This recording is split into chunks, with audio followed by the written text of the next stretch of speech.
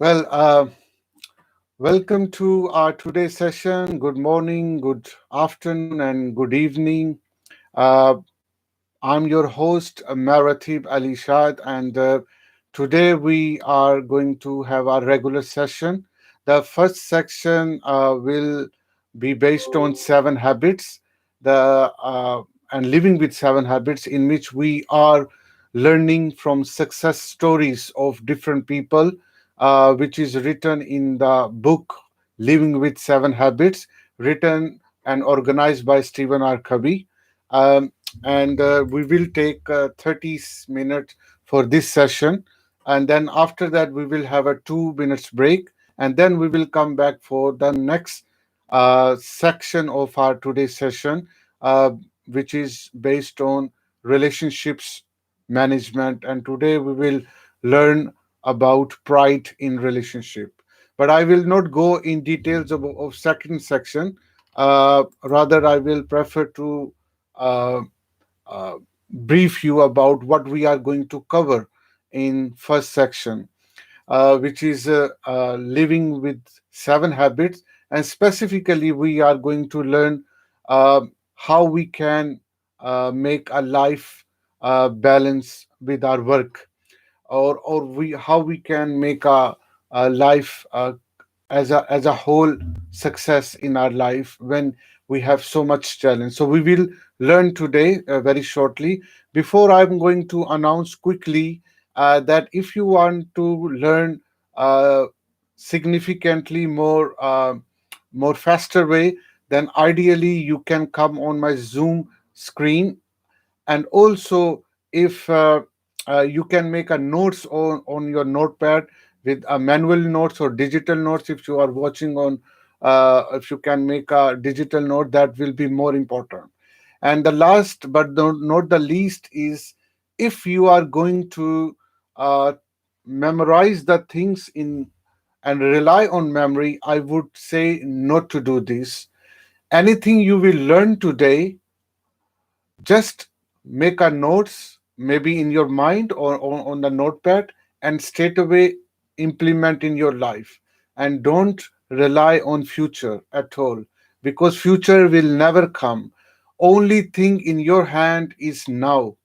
And now what you can get, what you can implement, what you make decision based on your own personal life, that is going to be go with your in future. But future will never come. We are occupied so many things. We are bombarded by so many things, and that will uh, be procrastinate us whatever we will learn, and we will decide that we will implement in future. And this is going to be a very fair advice I'm going to give you. And let's going to start with our today's session, which is important a success story of a professional lady. And that lady is that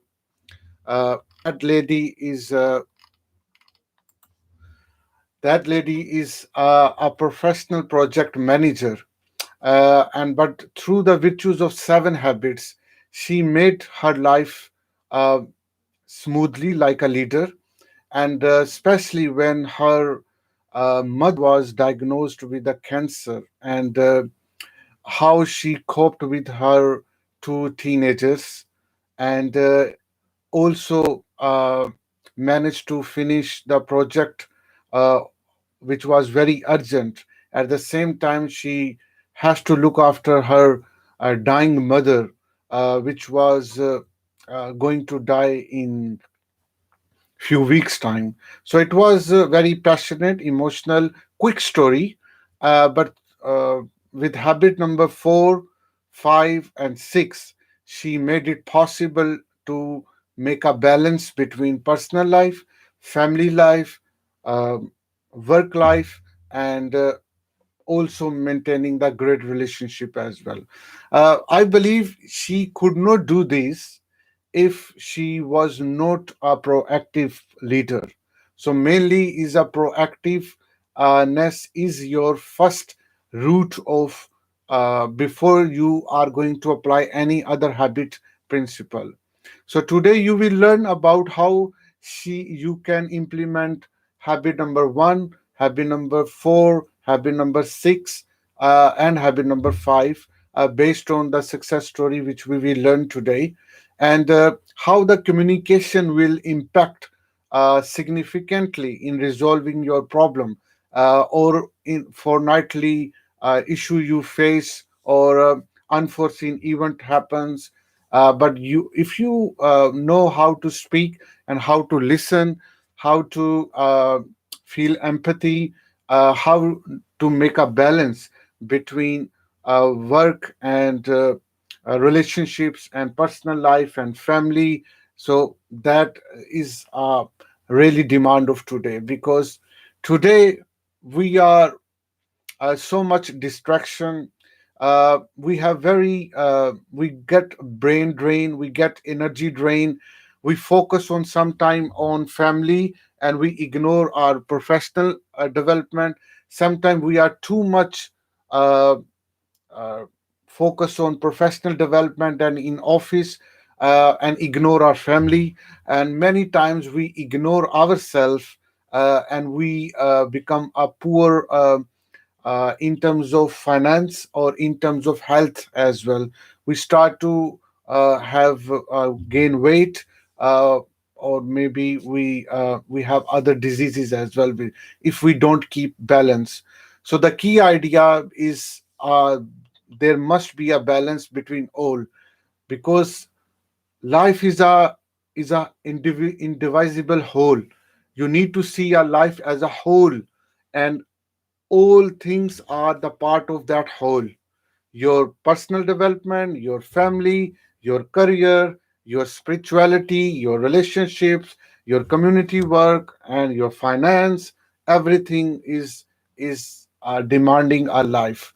Otherwise, if you don't have this skill, if you don't have this mindset, you will be procrastinated by a lot of things, and you will never imagine how you will destroy yourself if you will not keep the balance. That's we will learn from this success story, uh, who was a single parent as well.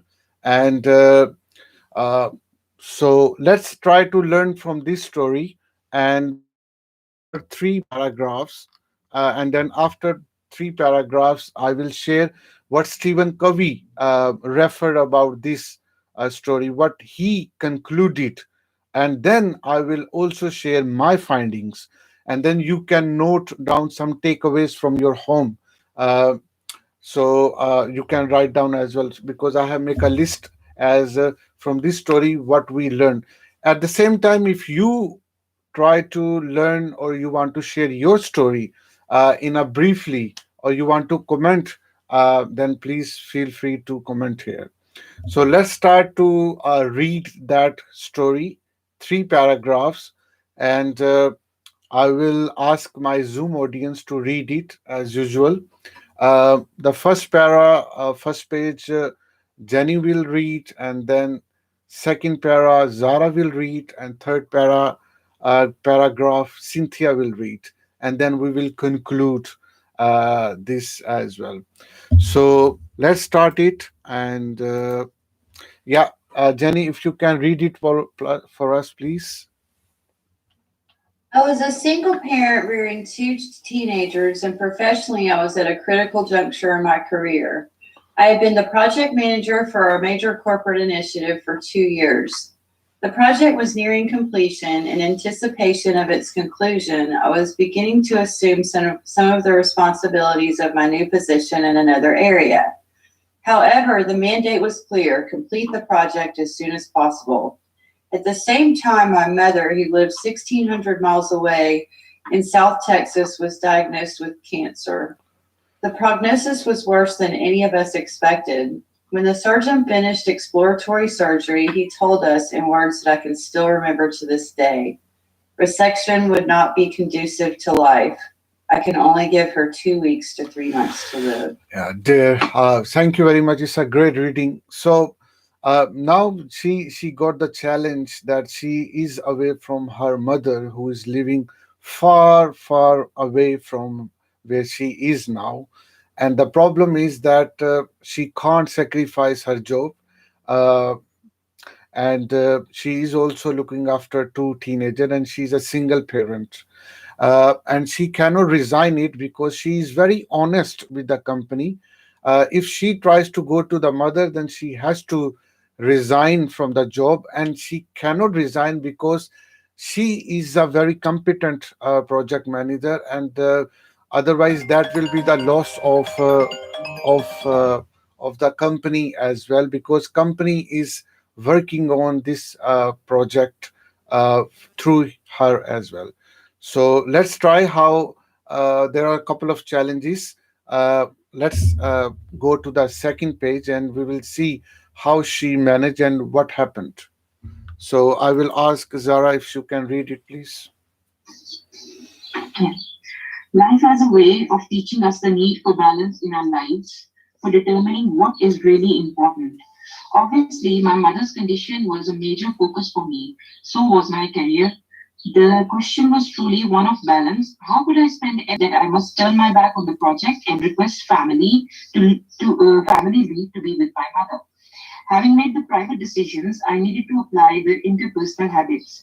Habit 4 six, which is think win-win, seek first to understand, then to be understood, synergize in working with employers.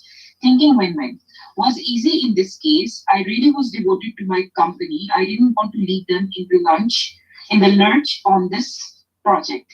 I wanted a win for the company, but I knew I needed to be close to my mother for those last few weeks. So I thought that turning the project over to somebody else would be in the company's best interests. Thank you. It's a great reading. So now we more learn about this success story, that she's very much concerned about her mother, but she's at the same time is concerned about the company project, because it's a corporate company, and she has to submit the project on time, and they cannot afford to submit this project late, or if she resign, then obviously she is not willing to resign because she is very devoted towards company as well. And we see that many people, even in a very difficult situation, they are very loyal to their employer, and they are very committed and show integrity and humility towards their job responsibility, and sometimes they sacrifice their personal and family aspects as well over the job as well, or the work or career, or in career as well. There are so many, but in this case she didn't. Actually, she is trying to take all things with balancing, and she is a good in communication, and she knows that there is a think win-win philosophy as well, and she did this. And she made a conversation with her new supervisor, and she took the permission that if she can if she can do this project in hospital room. The room number was 602, I remember. uh, and then she made a office inside the room, where in IC unit, where her mother was lying as well. And surprisingly, we learned that her mother was also giving her a great feedback about her office work, because she has to be on telephones with telephonic meetings with her colleague. And uh, and her mother did enjoy a lot as well in her last days of her life with her daughter. And daughter also spent the quality time uh, in the last days of her mother. It is very emotional, but it did happen. So let's try to learn through her own words what happened. So I would ask Cynthia if she can read it.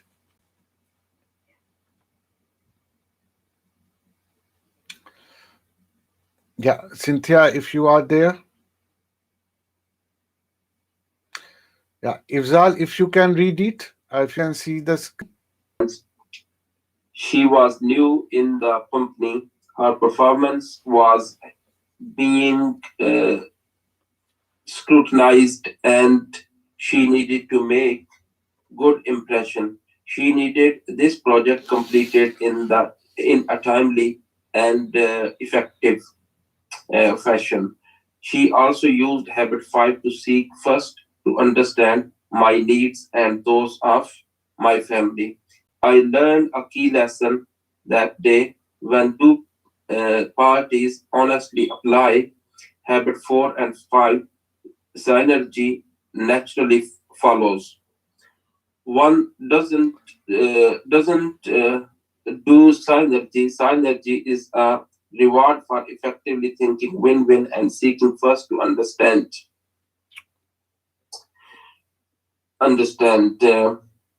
For the next 3 months, I continue to complete my responsibilities for the project by laptop from my mother's hospital room. When meeting was necessary, the parties from the office gathered together, gathered together, and I joined them via telephone from my temporary office, room 602 of the oncology critical care unit.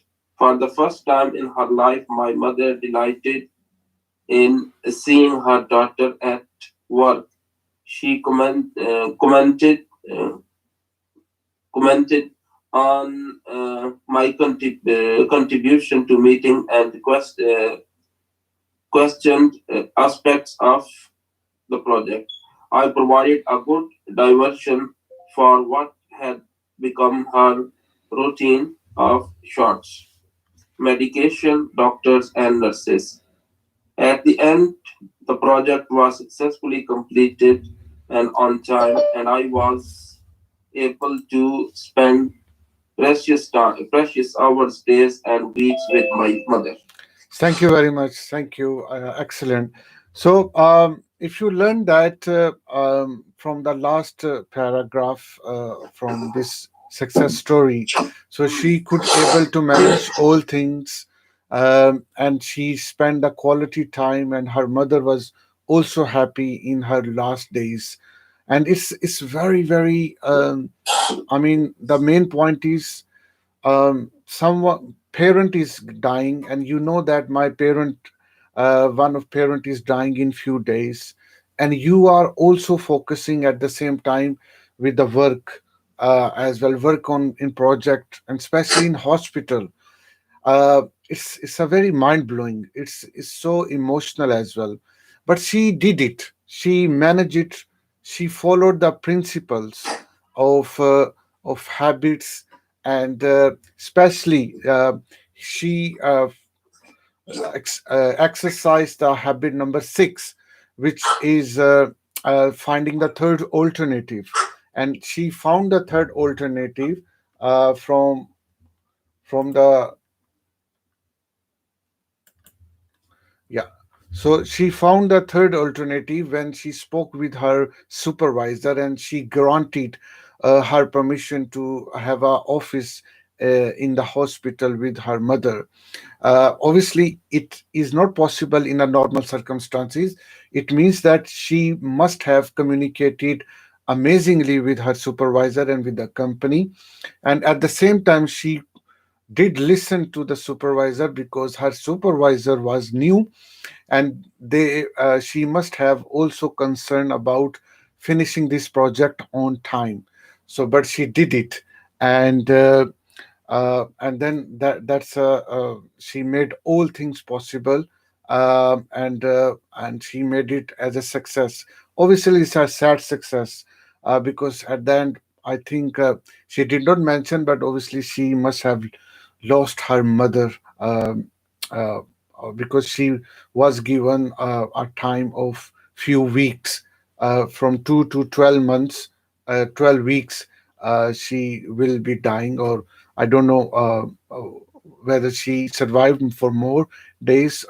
But the more importantly, her mother was happy because she was with her daughter while she was working in front of her bed where she was dying. So story, but she exercised all almost interpersonal habits, habit 4, 5, 6, and that's it. So what let's see what Stephen Covey evaluates about this story. Stephen Covey himself said uh, he actually more importantly, many people hesitate to do this because they have to confront some fears, particularly the fear of not ending up with the result they desire. Someone put it beautifully: courage is the quality of every quality as its highest testing point. So it means that he is mentioning uh, that he she became courageous, and if she would not be courageous, which is a very important quality when you are proactive leader, when you then obviously you could not face this reality that your mother is dying and you are arranging the office in front of her, and but obviously that's interesting that her mother allowed her, and she actually was very happy to see her as a working employee at the same time. So it's a great touchy thing. But and my opinion in this is which is that more importantly she was proactive person. Habit number 1 is a key factor in making and managing the life and work balance in this story. Then the habit number 4, because she created a think win-win between herself and with her new supervisor, and company also won and she also won. At the same time, she made a agreement, moral agreement with her mother that she will come to you, she will look after you as well, but she has to work with you for her office as well. And so you will win and I will win as well. uh, in sort of, this is also a win-win agreement, but this win-win agreement is not possible if you don't listen each other with empathy, if you don't listen other, so that other person should feel understood, at the same time you feel also understood, and then you team up with the. So once she teamed out with her supervisor for office work and with office colleague, and at the same time she supervised work. She worked with her mother, and it's like a team as well. Both are working, keeping a relationship of daughter and mother at the same time, and at the same time both were reinforcing, supporting each other in their current obligations as well. So uh, there are 6 key things you can note down and take home, that where there is a will, there is a way. And she was a leader and found ways to manage her job, and ill mother or dying mother. And that was an exercise of a great be proactive, because she took initiative as well. She was not deterministic. She took initiative. She spoke with her supervisor. She said she can do this, uh, finish this project on time, and she did on time. So company was happy as well, and of course her mother was happy as well to see her in last days. So it's a sign of be proactive habit as well. Then working together as a team with the mother and with the supervisor and colleague, and having a meeting in the hospital room is also a great spirit as a team. So synergize, habit number 6 is a key role in this thing. Again, facing the fear and cope it courageously. Fear of what? Fear of losing the mother, and she coped it, uh, and she could not overcome uh, overcome this fear, uh, or is reality. Eventually she would see that her mother will die in few weeks, but that sustained her, that kept her alive and working strongly in her work. Don't forget, she had two teenagers as well, and she must be working with the teenagers to cope this problem as well. And also think win-win, like she made agreement with her wife, with her mother and also supervisor and colleagues, and that's all sign of great creative cooperation. So it's a great overall story, and we can learn from this that she maintained the balance between life and work, relationships, uh, and uh, uh, uh, and other things which is related with this. So I hope that you enjoyed this. I would like you to comment on this before we finish today's. We have a few minutes with us. Um, so you're very welcome to share your stories, or you can write the comment on the Facebook if you have. Let me see. Meredith, Yes, Cynthia. I think with the world that we're in today, with all the technology, it gets easier and easier to be able to work from home and continue to take care of a loved one and keep your career going. So years ago, it would have been a different situation. Absolutely. That is so true. It's Yeah, absolutely definitely. It technology. The made younger, it made younger me people don't know how lucky they are. Well, Yeah, I worked at home, yeah, Cynthia, but I'll tell you just the part about the mom seeing her daughter working just really touched me because it was her last time that she was able to be proud of her yeah. Right. at the end and spend time with her. And that was so like, I mean, your mom, you only have one mom, and that was Yeah. such a sharing moment. And to see her achieve her goals at the same time, what a balance. That's amazing. That's Yeah. amazing. That's a very inspiring.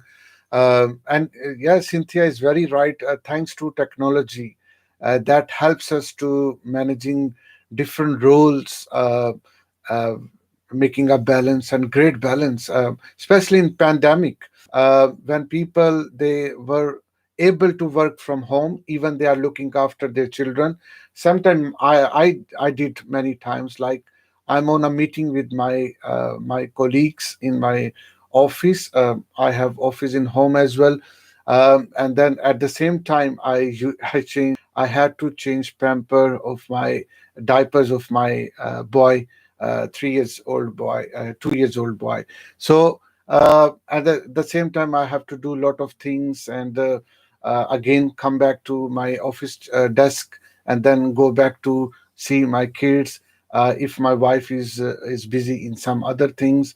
So obviously that's it's more challenging, but it's doable.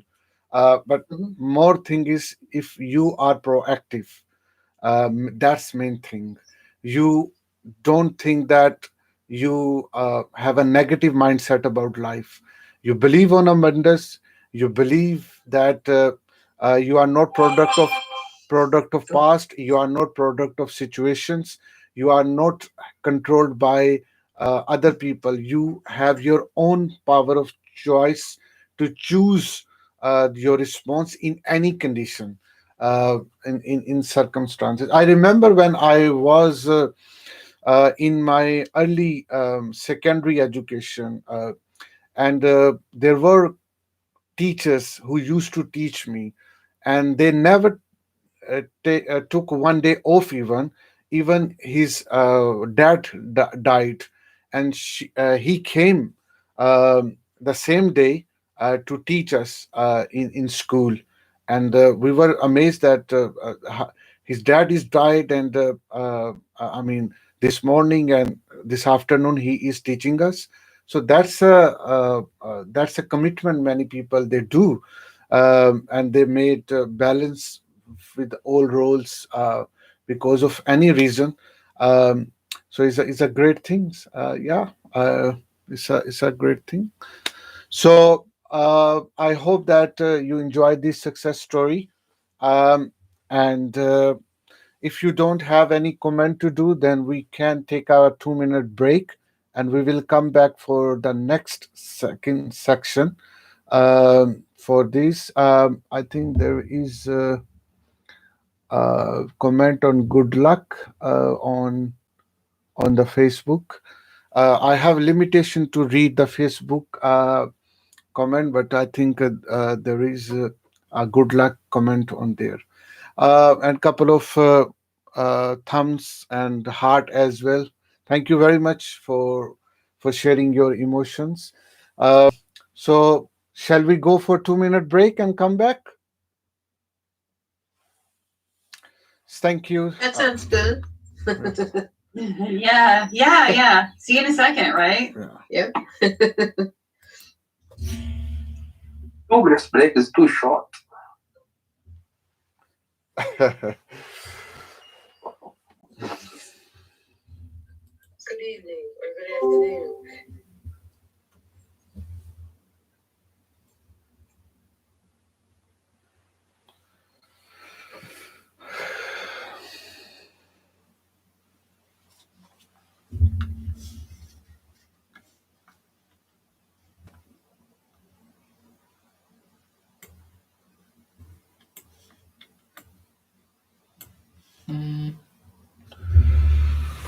Okay. See.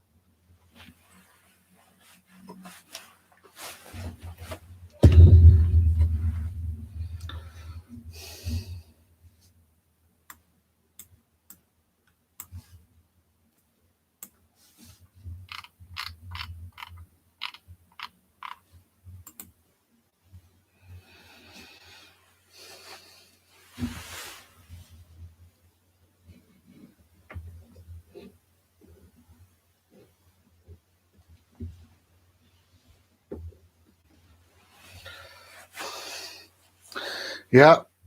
S- uh, so once you come back, please let me know. Then we can start it, and I will start the recording as well. I'm here, Meritim. Okay. Yes, I'm here. Excellent. Cynthia and Zara, you are there as well.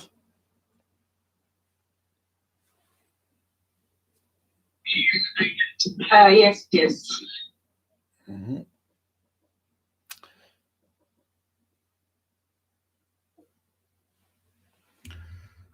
Yeah, Cynthia, are you there?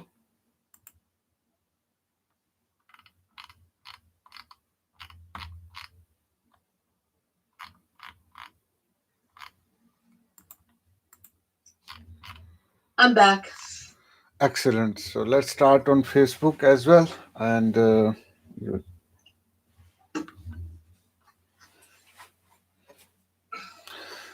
welcome back to our today's second section of today's session. I'm your host and coach Maratib Ali Shad. Um, and I very warmly welcome to this very important and deep learning section of our today's section.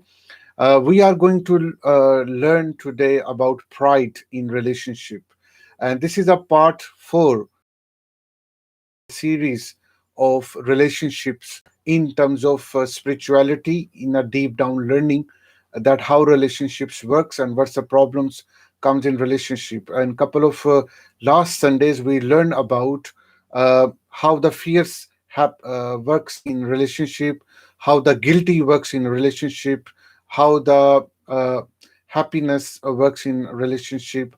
Now today we will work on how the pride works in relationship, and today you will specifically learn about why we see pride as a positive thing in a society where the pride is a negative value.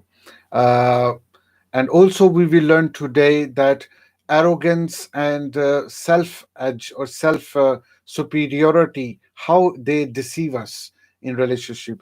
And especially nowadays is a gender war where the male are have a fight with the females, and the female has a sense of superiority against masculine characters, and that's gender war is now very much in our, not only in our homes, in our society, in politics, in communities, in office environment, everywhere this gender inequality or problems are there because of pride that we will try to learn as well.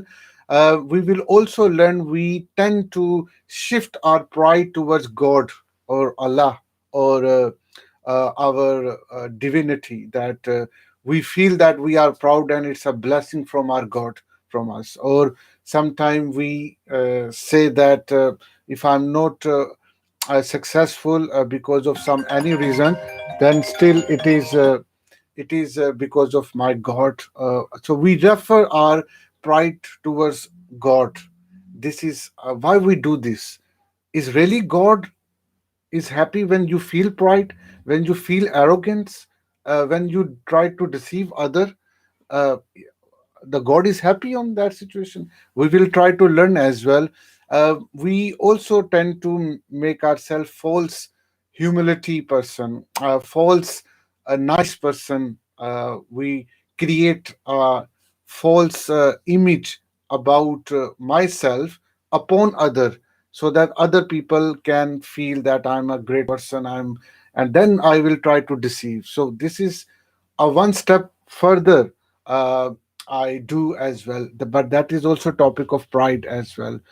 We will learn why, what are the root causes of feel pride, why, and also last but not the least, we will learn about why we create self fake identities within ourselves about ours, and we will feel pride, specifically uh, when I say I'm a man.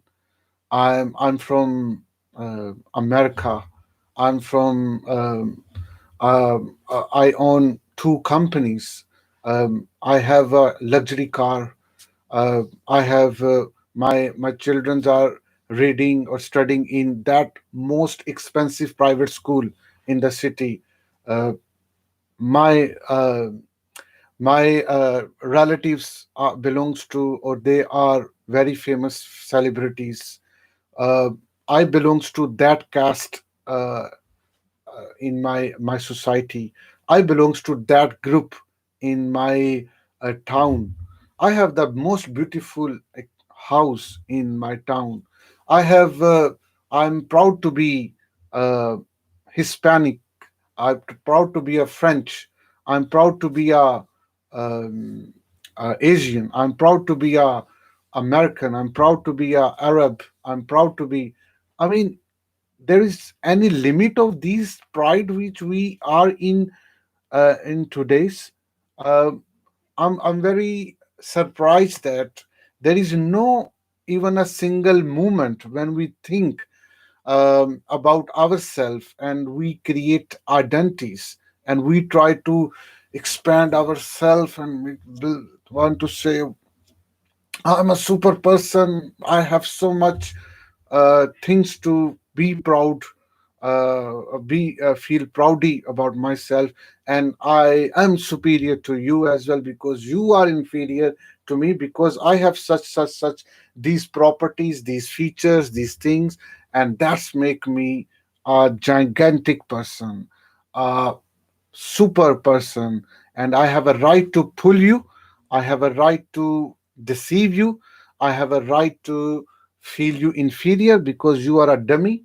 You don't know about things, how to handle the children.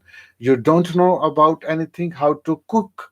You don't know about anything, how to get the job. You don't know about how to earn the money. You don't know how to build the body. Look at my example. I build my six pack. I feel proud on myself. And look, I'm a very beautiful. I have so much friends uh, who who loves me, and uh, so that type of things is everywhere.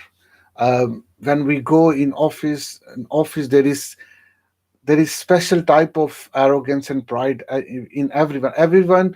Every employee try to be is something. I'm something, yeah, and they try to introduce.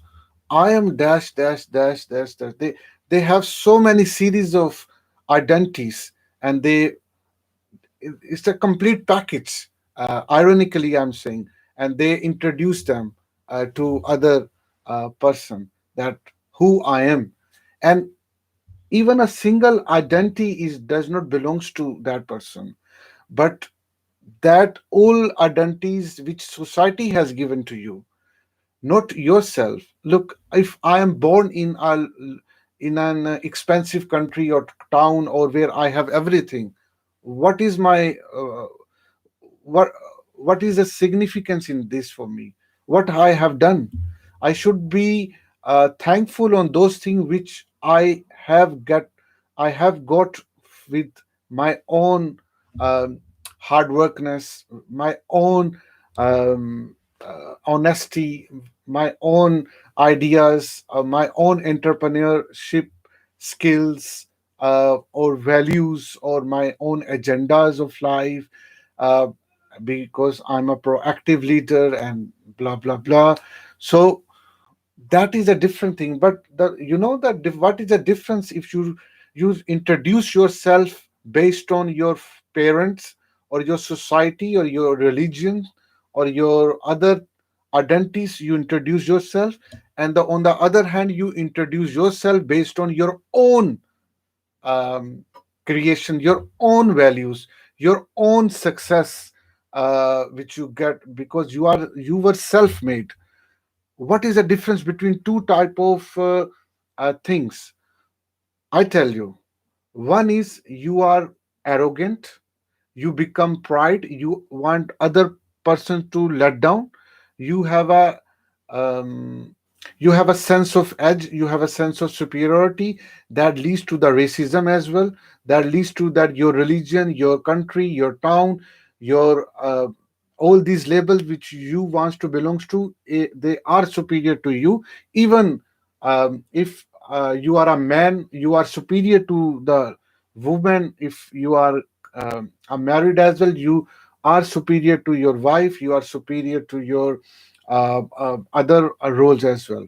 But on the other hand, if you are a truly person, a truly leader, then what will happen? You will more go down. There is a sense of really true inner humility, down to earth approach, and more feeling that I'm nothing. Even though I got lot of things in my life. I'm a self-made millionaire. I'm a self-made leader, but I'm nothing. I i feel that I still learning, and I still keep working on my weaknesses. I'm nothing, and I will um, do more respect to you, then I feel myself. I feel more compassionate uh, factor about your uh, problems than uh, about myself. So this person is more towards empathy.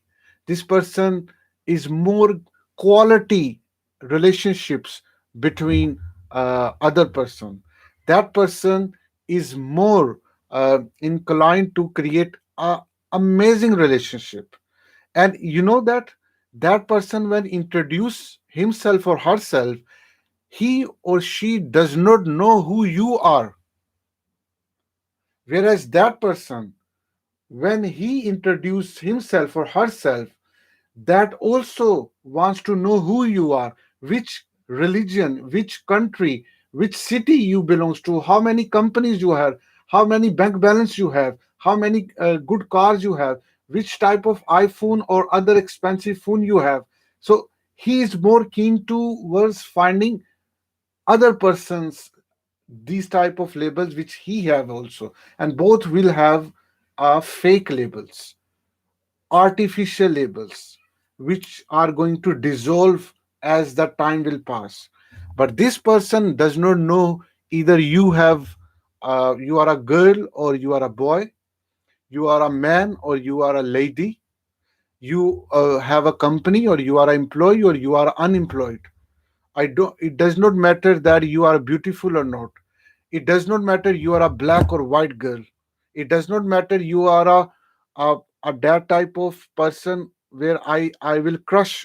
I can be crushed on you, or I will start to have love with you because of beauty, because of your strong masculine character, or because of your too much delicate feminine beauty. Does not matter anything for that person. So there is a pride and there is a humility. He has nothing with only labels, only temporary things. And that person will have all things in reality. That person will be a packet of love, down to earth, more closer to God or whatever he or she has believed towards spirituality. He or she will have more calmness, more peace in the life, even though he or she does not have too much wealth, or maybe too not worldly too much skills and traits. So that's a comparison. There is a definitely a big difference between two type of people, and that's why our relationships at risk, because we, as a male or female, or with the series of fake labels we come across when we are in relationships.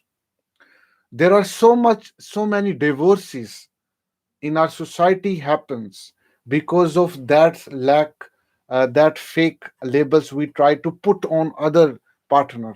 I belongs to that family. You have dirty family, unfortunately. I'm sorry, I'm saying, but I don't impress with your relatives. I don't impress with your dad. I don't impress with your mom. Look at my mom, look at my dad, look at my relative. That type of thing, you show pride in your relationship, and that create a disappointment to other person, and the relationship will become loose and loose, and eventually it is just a very very big compromise, or and in relationship or divorce. And the same time is in office as well. It happens a lot of times. Every time there is, indirectly or directly, there is a problem of people who have uh, sense of superiority uh, on upon other. I know many people personally who has a so much arrogance. I feel their word arrogance to make you understand. When they are working with Apple, and when they Apple company, they feel that they are so technical person, and they belongs to that company who is the most richest company in entire world. Yeah. That pride they have it. And you know, they have very poor relationship with their colleagues or with your friends and with your family because of that attitude. So that's not going to be work if you want to build a true relationship. True relationship works with simplicity, simplicity in thought, and giving the respect to other the way you want to respect it by others. That's a very very simple thing. So let's try to learn from these two paragraphs from uh, our and my favorite psychiatrist, Dr. David Hawkins. In the book Letting Go, he talks about why we feel pride, why we feel that sense of superiority in our relationship, and we destroy our relationship, and what are the real causes and what are the related dimensions when we break our relationships, or we try to diminish or make a fuss with our relationship, why we do this. But mainly he points out that the people who gives the uh, labels, or who feels the pride in relationships, they actually hide their insecurity. They have a defensiveness system in their mind. So because they have weakness so much, therefore they put on their parents in front of the relationship. They put on their other things to to hide their weaknesses. Yeah, so that they can put other person in a in difficult situation, in problems, and they try to hide their own weaknesses. That's the bottom line. Because they are so much insecure, that's why they are showing that I'm a French, I'm American, I'm a Arab, or I'm a man of belongs to that I'm a relative of that person.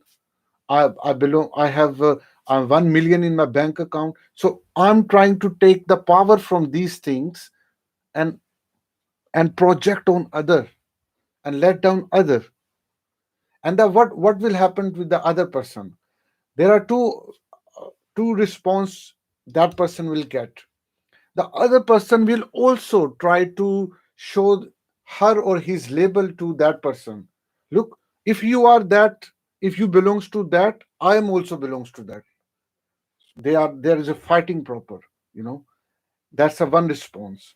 The other response, the other person will feel inferior, and will feel pathetic type of situation in front of the other person, and then that relationship does not work with each other. If you Because relationship works in win-win, and if there is a win lose or lose lose, then that relationship does not work. Even if you are a husband, if you are a wife, if you are a boss, or if you are an employee, it has to be a win win. I will win, you will win. I will respect you, you will respect me. I will listen to you, you will listen to me. You need to take me without my own labels, I will take you without my your labels. Let's meet as a common grounds.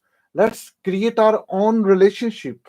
Let's create our own synergistic uh, future of our relationship. I will not curse your parents or your company or your country or your religion. Let's try to build our own relationship. Let's try to create a different imaginative world into the reality. and and that's it's going on. So now you are trying to create a relationship beyond pride, beyond other thing, but with spirit of love, with the empathy, with humility. So that's why it's very important that we must have a relationship without any pride. These all prides are very very self created. Even If you are trying to say my God is superior to your God, this is also pride. If you saying that your God uh, is more powerful than your God, then it is arrogance. It means that your God is not truly God, because your God did not teach you that when you feel that you are superior, it means you are arrogant. And actually, when you are arrogant, you cannot be superior to an other person. The first thing is to make your God superior, to make you let down by choice, by down to earth. That is a reflection that how powerful your God is. you know there is a sense of superiority of the religion in the world as well. My religion is more superior than your religion. My faith group is more superior than your faith group. We did this, you did this. I mean, what's going on? What's I mean, if your religion or your community or your race has taught you something, something which you learned from your childhood, or you come across through the media, or you are conditioned to made your mind in the way that how your society has made your mind against other group, it's not the reality. Until you are a great researcher and you have done all research and you want to introduce the facts based on your own research, authentic research, then you can share with other as a dialogue. But still you don't need to have a sense of pride against other. And eventually we all are human beings. Every person who belongs to any religion, any race, everybody has the same body, same type of mind, same type of heart, and everybody is the same being, same soul, if you believe on the soul as well. So which superiority you talking about? So anyway, that's not our topic for today. That is going to be going other.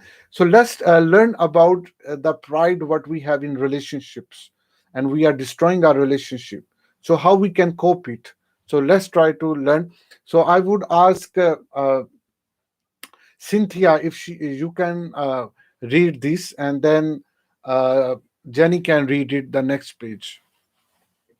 Feelings of pride are often condoned in our society and take the form of perfectionism, neatness, punctuality, dependability, good personhood, excessive cleanliness, worka, workaholism, excessive ambition, success, moral superiority, and politeness. In exacerbated forms, we see arrogance, boastfulness, vanity, smugness, and prejudice. On the spiritual level, there is the righteous killing of non believers. The underlying emotional purpose of these feelings toward others is to win their admiration, avoid criticism or rejection, gain acceptance, be important, and thereby overcome our own inner feelings of worthlessness. Unfortunately, the feelings that are aroused in the other person are often those of envy, competitiveness, or even hatred and easy exploitation. If we look at pride, we see that it's often a substitute for genuine self-esteem. It is also of considerable interest to realize that the major relationship to which many people apply these phenomena in the relationship to God. There is the belief, often unconscious, that we can elicit a certain response from God. God will feel sorry for me. God will retaliate against me. God will punish me. God will be pleased with me. God will favor me. Thank you very much. It's a great reading.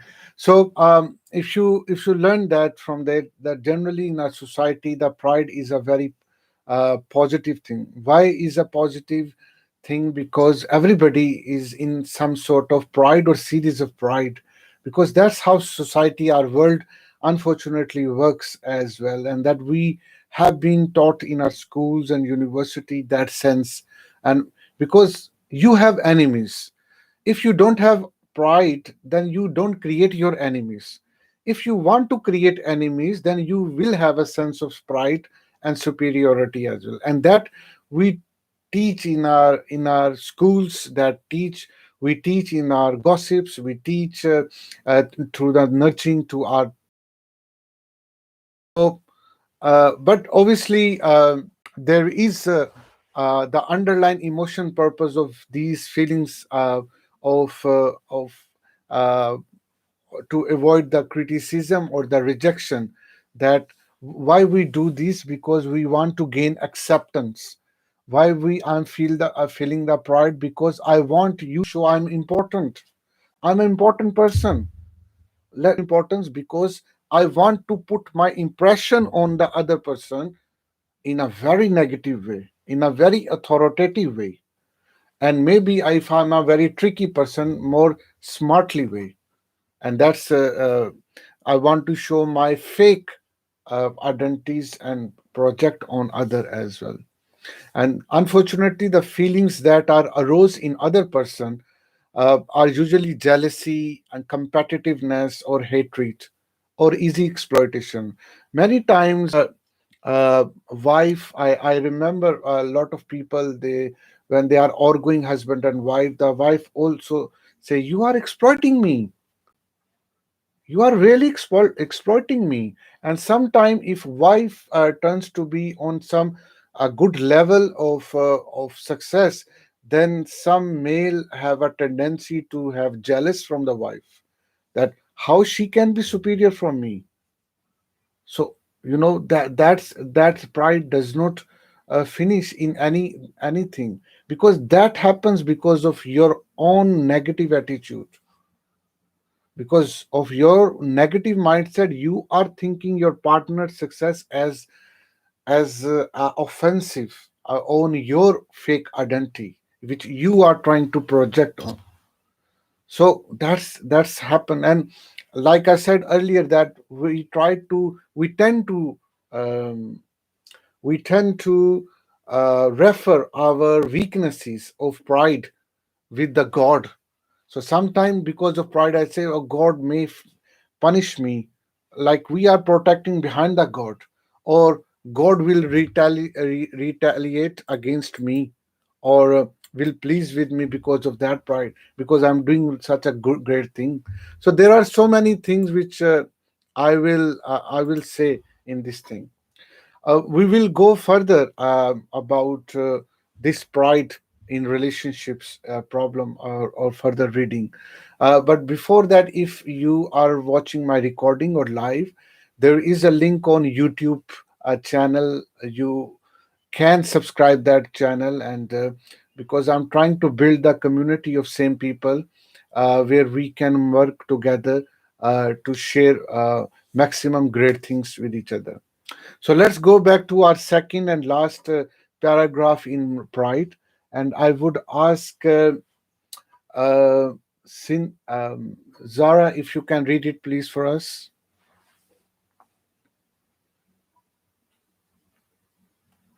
Zara, are you there?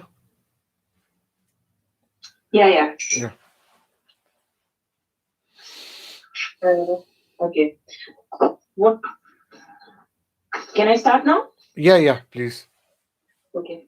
When we have adequate self esteem, we are motivated by inner humility and gratitude, and therefore we have no need for the constant eliciting of strokes and parts from others or God. When we stop wanting to be like, we find that we are. When we stop catering to others and trying to manipulate their approval, we find that they do respect us. Self de denigration, self defame in the forms of placating, flattering, defense, self affectment. How do we pronounce it? I don't know. Self Yeah, assessment yeah, and passivity are all attempts to influence others by catering to their ego so as to get favorable treatment and get our own way. False humility merely says to the other person, I am a small person, please treat me that way. And of course, they promptly do. As is quite apparent, all of the above emotions are manipulative of the other person and destructive of real relationship. They all diminish our self-esteem, for they are all positions of vulnerability. Thus, although we may think that we feel well and secure at the level of pride, that pride is always accompanied by defensiveness due to its basic vulnerability. We puff up with pride whenever we feel insecure. The inflation of pride is easily susceptible to the puncture of a passing remark or raised eyebrow. Thank you. It's a great reading. So, if you know that there are a lot of things, some of the things I have already shared with you and elaborate as well. But the main important thing, which I must say, that he's saying that we puff up with the pride whenever we feel insecurity.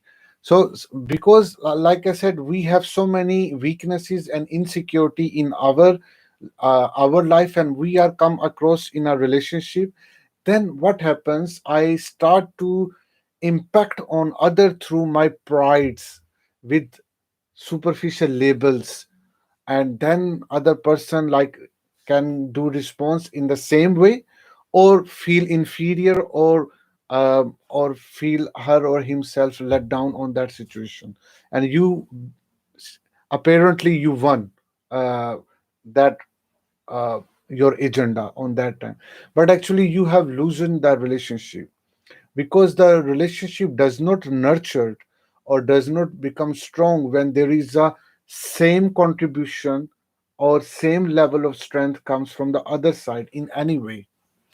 I remember lot of people with a different background, maybe the low socioeconomic background, but they have a great sense of humility, uh, affection and love against the other higher socioeconomic partner who have a very poor weaknesses in the personality, and he or she tries to put the label upon the other person, but eventually sooner or later, if that person does not learn from his or her labels or her self false pride, then that the relationship will not go happier anymore than the other person who is very humility in nature, that will also impact on the other person to making the relationship smoother, because that's a demand of the relationship, uh, that you contribute equally as a think win-win as well. So false humility merely says to the other person, "I'm a small person. Please treat me the way," and of course they uh, promptly do as well. False humility is a great is a problem as well. Like when you don't have any right knowledge, right power, right self-esteem, then you let other person to rule on you, as an employee, as a partner, or as a husband or wife as well, or in any relationship capacity. If you see that there is last thing more importantly in this reading, that those people who are self motivated with inner humility, they don't have pride, they don't use these labels to overcome or to win over to you, and to reject you, to ignore you, to kick you, or to humiliate you, or these type of things they don't do. So the self esteem, self strongness, true self strongness are the keys for the great relationship. So don't make any relationship if you are a poor by character, if you poor by values inside you. So what happen when we grow up in our age and we have some money, and then we think that, oh yes, we should have a date, or we should have now marriage or our relationship with other person, and then we start to do, and that because we did not work, we don't know about the sensitivity of the relationship equally from both sides. then we tend to start pride and racism and this superiority upon other, project your personality and character or fake labels upon other. So that's is going to be happen in our relationship, unfortunately. So before we finish this, there are 10 take homes things you can do, uh, key things you can note down, and these 10 things, these are the same thing which I have repeated now, but I will start to repeat it now in a different way. The number one thing you can learn from uh,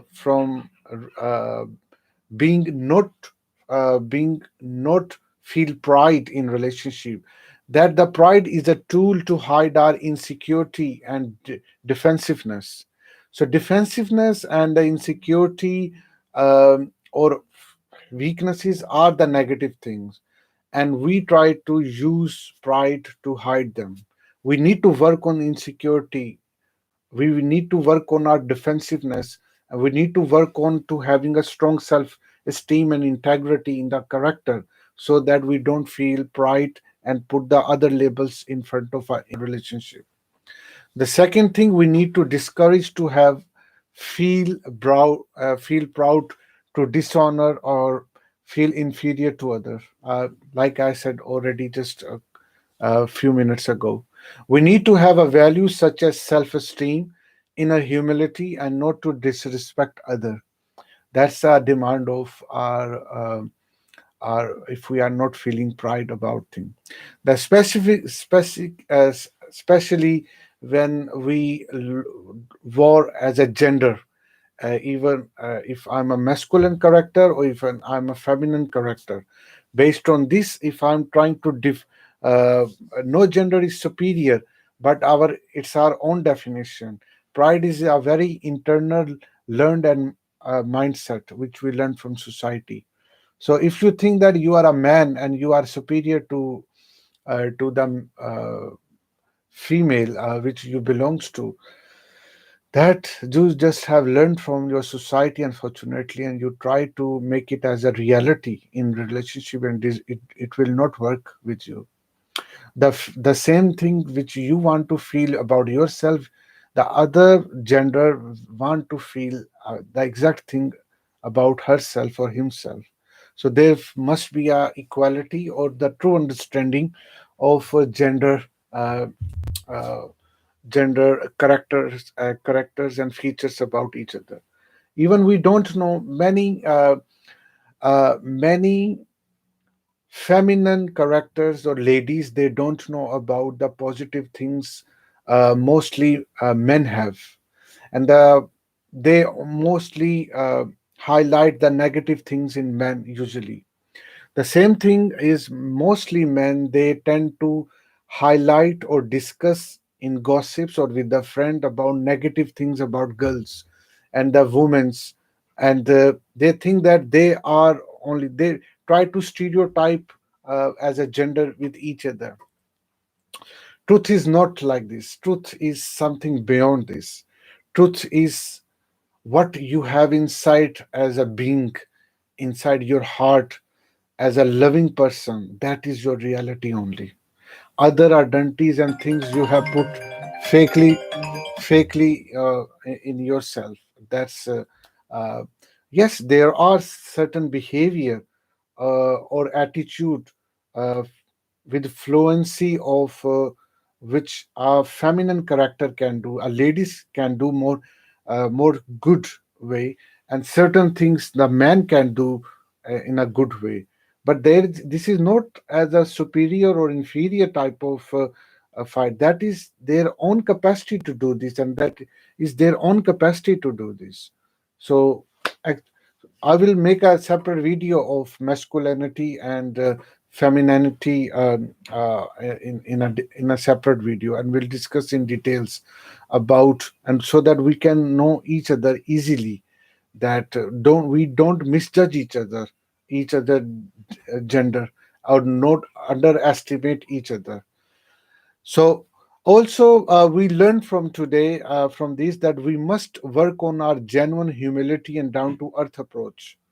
That only possible if you are more spiritual and more work on spirituality of your life, more closer to some spiritual works you will do more, you will have genuine humility, you will have how win-win and synergistic approach can save our relationship instead of make other self inferior or superior. That's already discussed. Realistically, pride always have negative impacts on other and help to diminish the relationship. Mostly it is and or maybe the big compromise because you have a kids or you there is some financial issues, that's why you are living with your husband or with your wife for, but actually there is no any um, and because of these compulsion you are in relationship, and that is a very poor relationship, and more probably it will convert into vulnerable and then abusive as well. Work on roots causes to avoid the pride by removing our insecurity and defensiveness. We must be a very strong person. If we are not a strong character or person, then we don't need to have any relationship until we feel confident that I can give the other person the same thing which she or he is expecting. uh, or so that's a very important. But last but not the least, that how we can avoid pride to build up our fake self identity. So mostly people, 90% people in the world, they think that we are what we have been told about us. Like I'm a man, I'm a American, I'm an English speaker, I'm a white, I'm a black, I'm a Arab, I'm a uh, um, I belongs to the rich family. I belongs to the rich parents. Uh, I I belongs to that celebrity or politician or blah blah blah. These are my identities. These are not your identities at all. These are just a label which you have been told by society to you when right from the childhood till now, and you think that you are that, so you are not that. So come out from this part, come out, grow up, grow up with truly values, grow up with the truly um, with ultimate reality, which the things are as it is, not the things which you are trying to piling up uh, uh, and trying to project on others. So that's all about pride in relationships. uh, if you have any question or you want to share any story, please let me know. Let me see if we have any comment.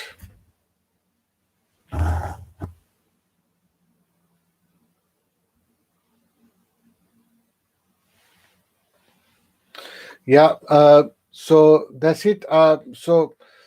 Feel free to join my YouTube channel, and next week, next Sunday, we will come with a new topic in relationship.